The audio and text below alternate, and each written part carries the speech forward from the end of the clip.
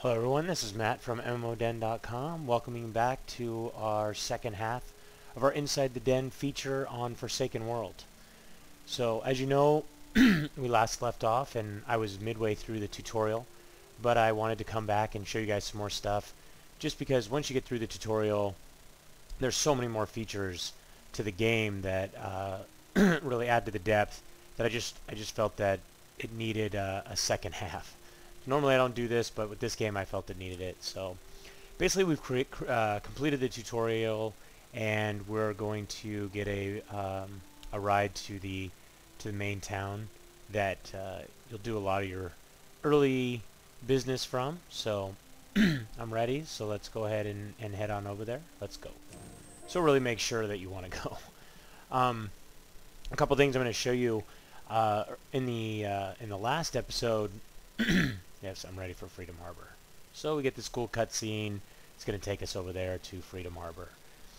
And in the last episode, or in the first half of this, I showed you guys the soul stone that you basically power up as you take out monsters, and that levels up.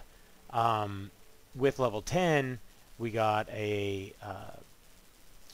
upgrade piece to that. So as you progress through the levels, you're able to get more pieces to upgrade that stone and actually do more damage with that soul power, or that. And then as you go through and level up in different, not level up, but actually increase your reputation with different factions, you can buy different soul stones that you can use for that.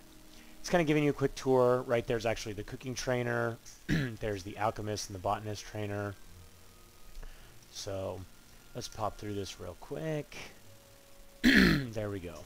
So welcome to Freedom Harbor. This is Central Hub. Freerida. Here you can learn skills, access the auction house, use the bank, and continue the main storyline. Walk around. There are many wondrous things to see. So let's talk to this guy, complete our quest, and as you can see, I've completed the Crag Cavern achievement, and we can go over to my achievements. I've completed 5 of 222, getting closer to my first medal. So, newcomer to Freedom Harbor. I'll go see the pet dealer so I get my first pet. But the World Luck, I'm going to go ahead and talk to Henry so I can show you guys that. And as we're on our way over there, here's my Terra Soul Stone, and here's the Orange Fusion Gem. Let's go ahead and upgrade that. Oh, I actually equipped it. So let's unequip it again. And let's upgrade that. So I do stop. So now it's an advanced Terra Soul Stone, and it will do more damage. So hopefully we'll get a chance to show you guys that in this feature. So I also reached level, when I reached level 10, I opened up my this box that they give you that gives you different gear. Got the Novice Guide, which gives you a bunch of little stuff to do. So first, like Life in the Harbor. Life in the Harbor is a series of 20 quests that you can do every single day. That gets you experience and money. As you can see, there's soul coins and gold coins. Gold coins is kind of your premier currency, and you can buy a lot more things with that normally you can't buy with soul coins. The soul coins is more the currency that you use with vendors and things like that. So let's go ahead and complete this quest. And then here's the Life in the Harbor. Sometimes it's great. Sometimes he just wants you to talk to him again. Oh, I've already got that quest. Sometimes he wants you to run around. So he wants me to complete Life in the Harbor 10 times. So find the Freedom Camp Astrologist Henry. There we go. So the first quest is to go talk to this guy. But we also have, as you can see here, join the God's Trial. So once I reach level 20, I'm going to be able to go and do that. That was the instance that I mentioned to you guys earlier that allows you to really, really power level up. I did mention about the prayer, and as you can see, I'm going to be able to pray again in about just under 8 minutes. So actually went to the wrong guy there. So let's go down here. Let's go talk to... So Life in the Harbor, we need to get 1 week tonic, and as you can see, it tells you exactly where to go. Go to the remedy dealer. If I can click on that. There we go. And it's going to walk me right there. So we didn't even get into the the boutique, or this is actually the items cash shop. So you're able to change in the Zen for these leaves. You're able to learn pet attacks. There's all kinds of different stuff. I'll let you guys scroll here. This is the Lionheart scroll. I don't recommend buying that really, because you can get that a lot without having to spend any money just by taking in. So we need 1 week just by taking and doing your prayer every day. And you can do that with the prayers. You can do 4 times, and there's a pretty good chance that you'll get enough Lionheart scrolls to keep yourself busy. So we need 1 week health tonic. Buy 1, done. There we go. And we also need to go see Nicholas, so let's go see him. Talents are still not available until, so there we go. All newcomers, he's the blacksmith, so he's going to give us a new weapon. So, and just like a lot of the Perfect World Entertainment games, you're able to upgrade your gear with Fortification. There's a lot of games that are doing that now. You can read this whole, basically, walks you through exactly how to do it. Or you can just buy a basic weapon, which, as you can see, this is far better than the weapon I have, this Champion's Hammer, but I think he probably gave me one that's even better, which that's correct, it is. And you see these Scroll of Sages. This is actually, so you see underneath the Champion's Hammer it says unidentified. So it wants us to identify this. So there we go, we got an additional 78 hit points, so we're going to trade that in. So now we need to head over to Amy, get well stocked. So even though we're through the basic tutorial, even inside of Freedom Harbor, there's still a pretty good basic kind of a secondary tutorial, not a basic tutorial, kind of a secondary tutorial that the game walks you through kind of the next step of things. So like it's walking me to show me who the blacksmith is and the remedy dealer, and now I'm going to go over here to Rachel and get a pet of my own. I don't know why it walked that way instead of the other way, but whatever. There's a mailbox over there, so the game does have a mail system. So I'm a newcomer. It's quite a big place. And you know, it's funny that it says that because it brings something up. Freedom Harbor is a pretty big place to bring up the map. But once you get walking around a little bit, it's not really too bad. You learn your way around pretty quick. Alameda Park, the Engale Temple, and then the Lionheart Fortress. That's pretty much where you're going to spend your time either doing prayer or over here you join the party. Stuff like that to get your faction up. That's the you can go AFK basically and get experience and also get your faction up, which is kind of cool. So we want to do the gifted pet, choose a pet, let me think. So basically we choose if we want a wolf, a ram, or a turtle, and then you also get the food type that creature wants. I'm going to take a turtle. So there we go. So we need to go talk to the job tutor next so we can get our first job. And it also wants us to talk to the pet whisperer, which is this little kid, and go from there. So let's go into our bag, and so we put the pet has to incubate, so we're going to put him in there, let him sit in there for a while we run around and do some other quests. Let's see, we need to go to the job tutor. There he is. So here's the job interface. I'm level 10, so I have 3 jobs available to me. I'm going to be able to get all 3 of those. And then as you go up, and you can see I have to have, say I have 2 job points now. I'm going to actually earn another one, be able to pick up all 3 of these. And then at level 20, there's 2 jobs available. At level 30, there's 3, and then you see there's different ones, 35, 40, and stuff like that. And then there's even the Arcanist, which is coming soon. So let's talk to him and learn more about jobs. So what kind of jobs are there? Walks you through all the different ones. Mention something about a question you had for me. What kind of jobs can I learn now? Okay, got it.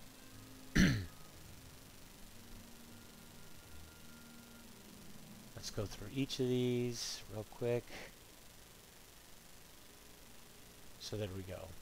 So how can I attain more job points? You can do that by the main quest. Which of the following is not a job? So as we can see, we've got the job up right here. all these are. That one is not. So we've completed that. He's going to give us an extra point. There we go. We've got 3. And we want to beat the Rose Masons. Okay, we'll head there right away. And let's go ahead and see our our quest log is already filling up pretty good. So like I said in the last episode, the game is heavy on the quests, but you can literally do the life in the harbor just going back and forth and running all the errands, and that can take up at least, you know, an hour or so of your time, but you get a pretty good amount of experience, especially in the early levels. And then there's even, you know, as you can see, there's the typical yellow exclamation point. Somebody has a quest, but we're gonna run over here and start turning some of these in, see if we can't clear some of these out and get to actually heading outside and fighting a little bit. Actually, I'll turn these in and I'm gonna head outside and start doing a little bit of combat. Show you guys some of the new monsters in this early area. Life in the harbor. There we go. And as you see, he has an exclamation again, and he's going to give me another quest, so I need to go there and learn the lessons, but we're not going to do that. We're going to head outside. So the game does move with W, A, S, and D. You can also move with point and click. Spacebar is jump for your basic interface. One thing usually I get really tired of is the music in games, but I gotta say that the music in this game is really pretty good. So if you're a big fan of in-game music, it's probably something that you're going to like a lot. And as you can see graphically, the game looks really, it looks great, even up to the detail, especially for a free-to-play game. You know, but not everybody's going to be able to play it because it does have a decent-sized file download, and it also has some decent requirements for being able to play this.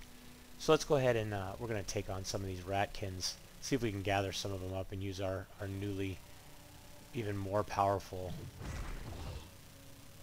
This guy will automatically come over to us. Let's go grab another one. See if we can't get a few of these guys all gathered together. Here we go. So there we go. Just took out all of them and I leveled up and even got some loot. So here's the herbs that you'll find. You'll be able to use lavender, pick that up. That's in botany. Once I get that that job, I'll be able to